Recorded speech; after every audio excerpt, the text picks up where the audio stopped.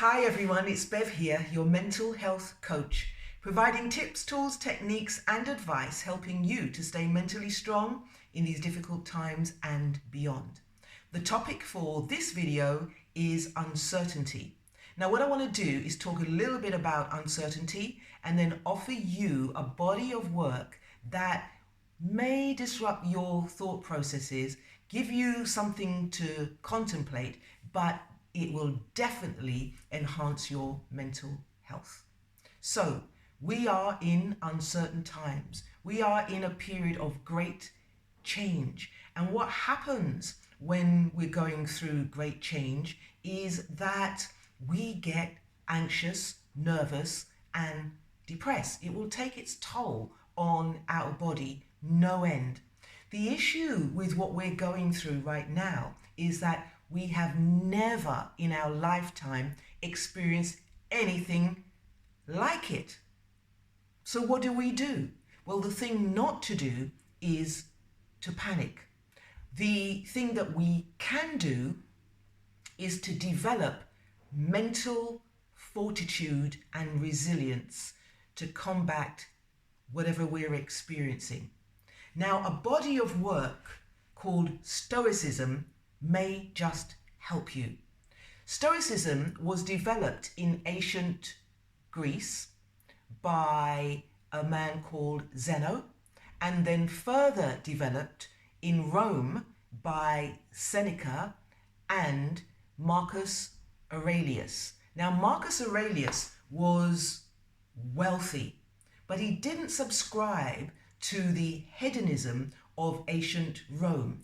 Instead, he believed in self-control, resilience, fortitude, and indifference. So, in a nutshell, it's the art of not giving a shit while giving a shit. I'll explain later. If Stoicism was an animal, it would be a cat. You know, that indifference, I don't care if you're there or you're out. I don't care if you stroke me. I prefer if you stroke me, but I'm not going to lose any sleep if you don't.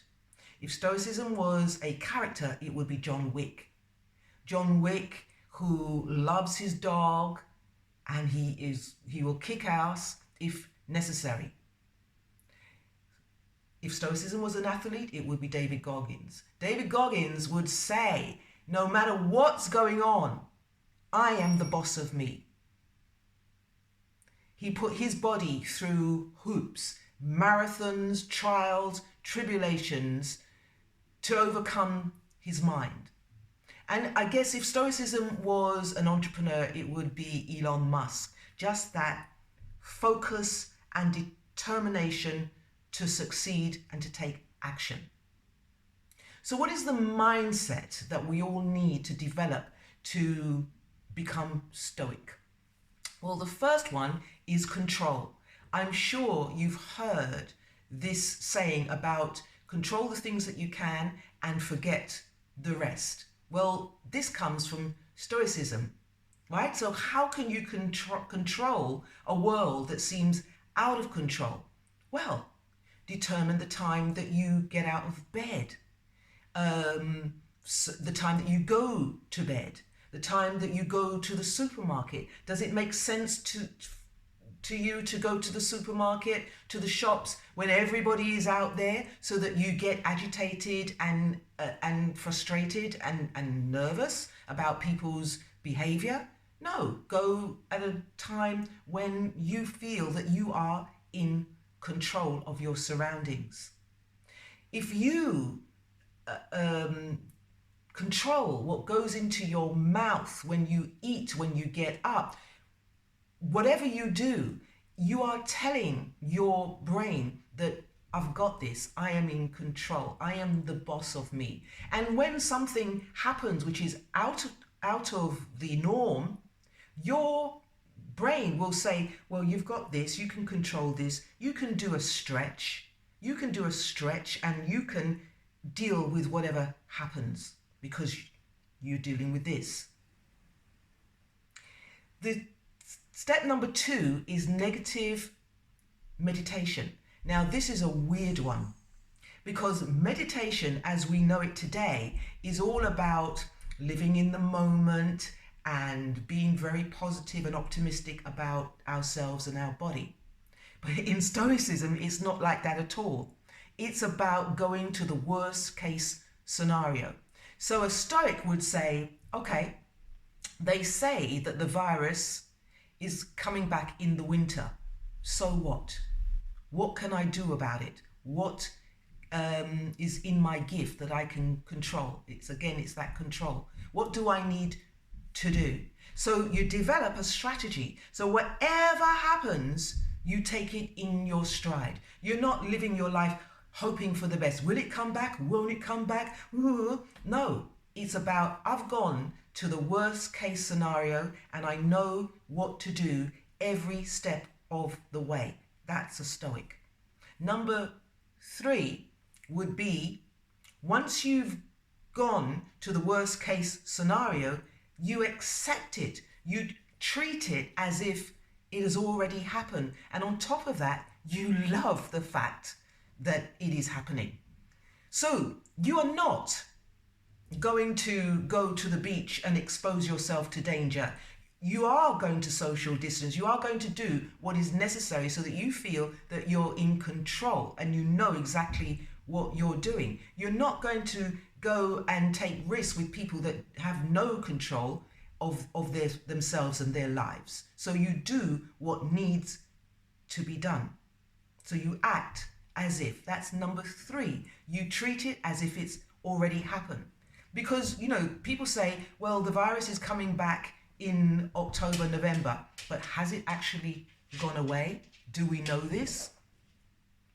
Number 4 is make a decision. Make a decision. Once you make a decision, you will find that it releases any tension that you might have. So the jury is out right now to wear a mask, not to wear a mask. That is the question. Spain's wearing a mask, but Brazil's not wearing a mask. Somewhere else they're wearing a mask, and somewhere else the man down the road is wearing a mask. What do? You make your own decision. I don't want to wear a mask, but the jury says, the evidence says, the scientists say that if you wear a mask, you're saving lives. So if I wear a mask, I feel more in control of my environment, of myself. The point about Stoicism is that once you decide your path and you go down that path, it will actually free you. It will make you more creative and more resourceful to deal with what you have to deal with. You do the necessary with honor, with integrity. I want to tell you what happened to me, because I didn't know about Stoicism at all. But I decided to stay over in Romania. I was working over there and I decided to stay the weekend. A friend of mine called me on Saturday morning and said, Bev, do you want to go downtown Bucharest? We can just hang out and see the sights. So there I was thinking, I've worked all week, I'm tired, but I would like to go out, like to grab some lunch, I would like some company, but I actually feel like I don't want to talk, and I was diluted, and that's what happens, shan't I? And you find that you're dithering, and then fear and anxiety can creep in.